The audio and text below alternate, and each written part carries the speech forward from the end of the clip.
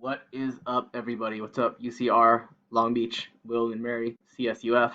All right, guys. So I'm here to let you guys know how to provide some detail on how to complete the assignment for Wednesday, Thursday, and Friday. Uh, it's something you guys have done before. We're going to be looking over a few pages in the textbook and focusing on different important people from the Renaissance that you've probably already heard of if you've done the assignments for Monday and Tuesday. And I'm hoping that you have. Um, if you haven't, though, I would say go ahead and do this. If you're listening to this on Wednesday, go ahead and get started on this. It's going to be a few days of work. So let me know if you have any questions. You can contact me in Google Hangouts or email me or leave a message in Google Classroom. All right, here we go. So I'm going to go to the assignment. It is here for me. I'm going to open this version of it. All right, so I'm going to do two things. So here's what the assignment looks like. So it's a biography packet. If you're doing this on your computer, you're just going to be going here and entering the information about your Renaissance thinker.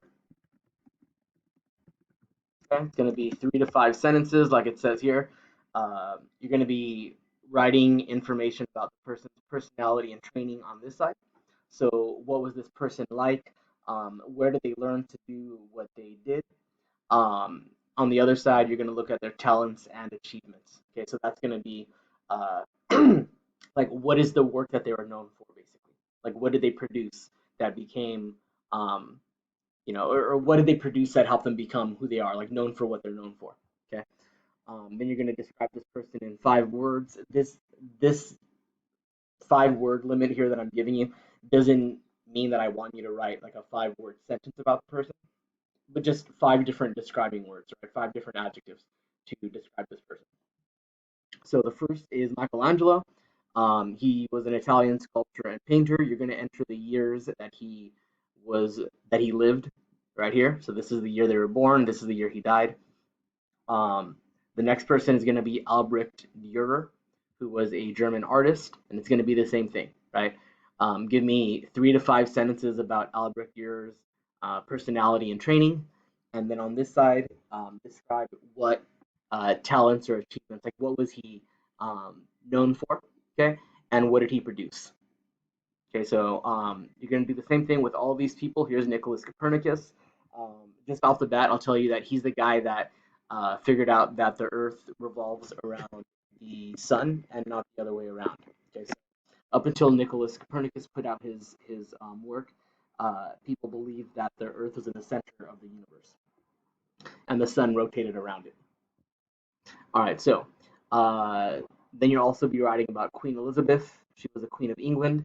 William Shakespeare, okay, who's the writer that a lot of you guys have probably heard of already, and Leonardo da Vinci, who was an Italian Renaissance, just a Renaissance person. And part of the reason they say that is because he was just involved in so many different things. It would be you wouldn't be doing him enough justice if you just called him an architect or an inventor or just a painter, right? Because he did all those things really well. So again, each of them are being described in 5 words here on the bottom. Okay, so I'm going to close this window a little bit. Let's see. The PDF that you're using is going to look like this. It's going to be posted in Google Classroom. The layout is like this. Okay, so you might have to scroll a little bit left and right to read it. You can decide the size of the page if you want to in the toolbar. All right, so it's a lot of pages, and that kind of makes it easier because it means that you're going to have a lot of information to choose from for each of these people. Okay, so let's see. Let's go back up to the top here. All right. So what I want you guys to notice is that it gives a title, like each section of the text is dedicated to a specific person. So if you don't want to, you don't have to read through this. Okay, and you guys have already done 2 days of assignments on the Renaissance. You understand it already. It talks about visitors to Italy, helping spread Renaissance ideas, uh, the invention of the printing press, the point, the effects of trade on um, the Renaissance or in Italy. So you can skip that. So let's go over here to where it says Michelangelo, Italian sculptor and painter. Okay, and remember what we're focusing on is what? It's his personality and training and his talents and achievements. Okay, so here is the PDF. Okay, I'm going to scoot it over so you can see everything about Michelangelo and move this over here so you can see where we're going to be taking our notes. Okay, so it says here Michelangelo was a sculptor and painter, like it says there. He was born in 1475 and he died in 1564. So here we're going to write 1475. Okay, let's get rid of these the underline there.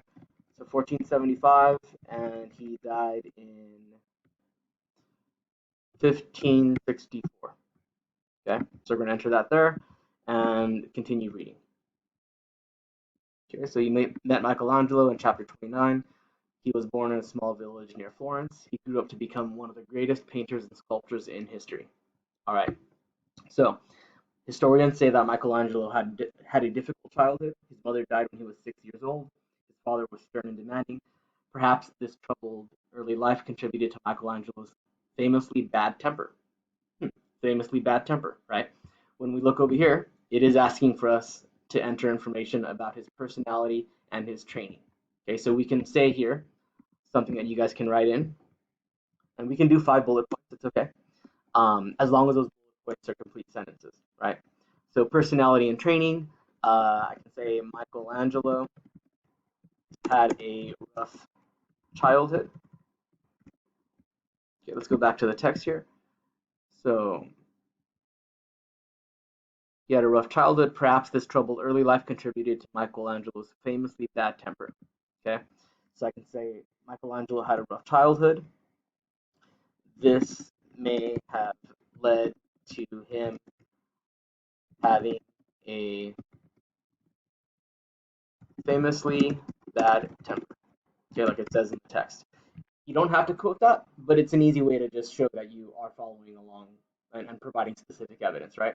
So just because we're providing quotes doesn't mean it has to be an 8th paragraph. You can just do something like that, and that shows me that you are following along, that you are reading the text, and that you have a direct line from the text to prove your note. So personality and training, he had a bad temper. Let's go back here.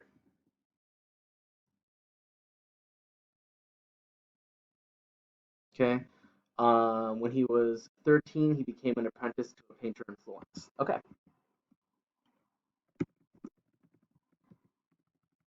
When Michelangelo was 13, he became an apprentice to a painter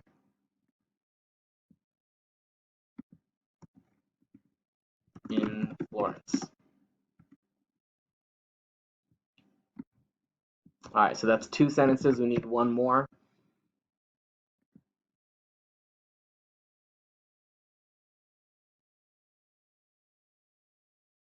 Okay, Michelangelo lived for a time in the Medici household. There he met many leading thinkers, artists, and writers. So we can also say Michelangelo worked for the famously powerful Medici family. And if you guys are interested in this type of thing, there are people that say the Medici family was the family that led to what we call now the Illuminati. Okay, so those like powerful people that you don't know about, right? You don't know who they are, but they're controlling things at some super high level. The Medici family was sort of along those lines, and that's why people think that. Look that up on your own. Anyway, we've got our 3 sentences. I'm going to align this because I'm picky about how my bullet points turn out, and that is ugly. All right, let's do that. Let's align this over here. That's nice. It's very nice. All right. So now we're going over to Michelangelo's talents and achievements. Same thing, right? We'll find a couple here, and then I'm going to let you loose to continue working on this. So the sections of the text, guys, are telling you or they're organized the same way that we're going to be organizing our information, right? Michelangelo, there's his date of birth. Personality and training, personality and training over here, right? Talents and achievements over here, talents and achievements over here. So you're just looking at each section for each person. Okay, Albert Dürer, there's his date of birth, personality and training, talents and achievements. Okay, so it's all in order. So here we go. Um, he was amazingly gifted in both sculpture and painting. Okay, so we can say Michelangelo was extremely gifted when it came to sculpting and painting. Okay, and I'm going to align this because that drives me crazy. I don't like it. Cool, that looks better. That looks even better. All right, good stuff. Here we go. So he was extremely gifted when it came to sculpting and painting. His art combines ideal beauty with emotional expressiveness. To other artists, Michelangelo's talents seemed almost godlike. All right. Um, Michelangelo's sculptures show his amazing talent for bringing life to figures carved from giant blocks of marble. When he was just 24, he carved his famous Pieta. Okay, so let's say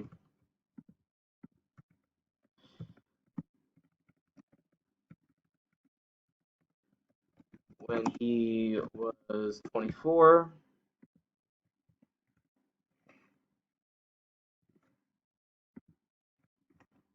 he carved no,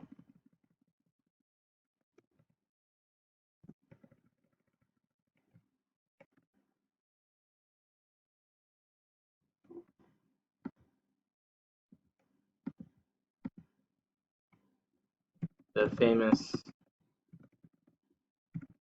Pieta. Okay, we're going to put that in italics because it is the title of a work of art. All right, let's get one more, and then I will let you guys loose. All right. Two other magnificent sculptures by Michelangelo are his David and Moses. As you learn in chapter 29, David is 17 feet tall. The statue combines great beauty with the intense look of a youth who is about to go into battle. Okay, so if you wanted to go on, I'm not going to do it, guys, because I only have 15 minutes in the screencast thematic videos to do what I have to do, so I'm going to start wrapping up. But what you guys are going to do is just go on and provide details about what he achieved, so his works of art, and what he was known for. Okay, so each of these people had pretty significant achievements, and that's what you'll be listing on this side of the page. When you're done, here, you can describe this person in 5 words. This is like a reduce it, right? So you guys have already, you've done this before. You can use words that are in the text to describe this person. Okay, if they're coming up a lot, that's probably a meaningful thing. I wouldn't say try to find a word that isn't used because this word, gets used over and over again. It's okay. Just go with it. You have 5 different options. So, maybe make one of them up yourself, but it's okay, or a few of them up yourself, but it's okay if you use words that are already showing up in the text.